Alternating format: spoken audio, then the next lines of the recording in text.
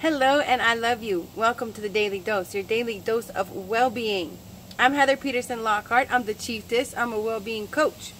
Today I'm going to tell you why bringing back the snuggle can save your very life and improve the quality of your existence and heal your innards. I know, right? There's a hormone that acts as a neurotransmitter called oxytocin. Now, most of us have heard of oxytocin. If we've ever heard of oxytocin, we've heard of oxytocin in relation to childbirth and breastfeeding. Oxytocin plays a very important part in giving the signal to the uterus to contract during child labor and is excreted into the bloodstream during breastfeeding. So oxytocin is released in the mother and the child. But oxytocin is not only active and important during child labor and early life. Oxytocin is a hormone that acts as a neurotransmitter. This is important. It's manufactured in the hypothalamus. It's excreted into the bloodstream in the posterior lobe of the pituitary gland. Now, because it acts as a neurotransmitter, it sends signals. And it sends signals that affect our physiological and our psychological body. There are physical aspects and effects affected by oxytocin, and there are psychological effects in terms of our behavior that are affected by oxytocin. Now, oxytocin is instrumental in social bonding, sexual and aggressive behavior, water retention. It's influential in orgasm. It's an antagonist of I can't talk today. It's an antagonist of vasopressin, which is an appetite suppressant. And it is associated with empathy and monogamy. So there's a whole bunch of behavioral aspects and physical aspects that are affected by oxytocin. Now, oxytocin is excreted into the bloodstream when we touch other people, when we have any kind of contact. And interestingly enough, when you stop and think about it, human contact is all but removed in today's society. I started thinking about this not too long ago when my son came home, and I purposefully touch him the second he comes through the door. I start putting my hands all over him because I became aware of when he came home one time and he was talking about you have to have your hands and your feet to yourself, that they go through a whole day without touching anyone. And then depending on what your activities are in the evening and who's going where and doing what, if you're not involved in any kind of activity with any community where you're holding hands or touching other people, it might be all before you go to bed and you get like a good night hug or whatever, and then that's it, right? I remember when I used to be detained in detoxes, I was always very aware of my body, of my physicality, my physiology. I was very clued in to how I felt on different levels. I now know, I understand more about it now than I did then. But I remember being in detox one time for a period of days, and the thing I needed the most was a hug.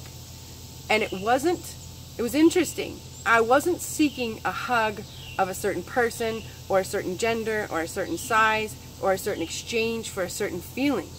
I was very aware that I needed human touch. I needed my skin to touch another. I needed to have the exchange that took place internally, physiologically and psychologically after that hug. It was when I first became aware of what that touch with another did to me on a level like that.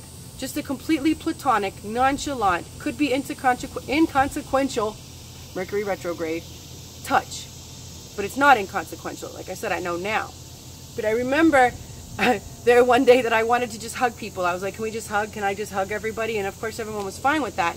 And then I heard some catchy little phrase after that the human needs 7 hugs a day 7 to stay alive and 14 to thrive. And I was like, that's really good and really, really true. Several aspects of our behavior are affected by this beautiful hormone. And yet, in everyday human life now, depending on how you live your life, much of human touch is removed. So what I want to give you today is, first of all, touch your kids the second they come home. Start touching them up when you touch. I cannot speak today. Start touching them the second they wake up. Just more hands-on, more touchy-feely. You can You can get oxytocin by touching animals. You can also snuggle with animals. Snuggle with your furry friends. And this is the kicker. This is the heal yourself for free kicker for the day. You can do it by touching yourself. You can hug yourself. Even better, you can wear a tank top or go without your shirt and hug yourself right under here where you have energy sensors next to all that hair that acts as an electrotransmitter. Do you like that? This is the real deal. I know how nutty it sounds, but it's actually the truth. And you can release oxytocin by hugging on yourself. Women and men, touch your breasts, touch your nipples. Releases oxytocin. It helps you feel good. Breast massage every week is a wonderful thing, not just to see what's going on there, but to make yourself feel good, to make yourself feel better. So get your oxytocin today. Do your part for yourself. Do your part for the rest of your family. And bring back the snuggle. Bring back the cuddle.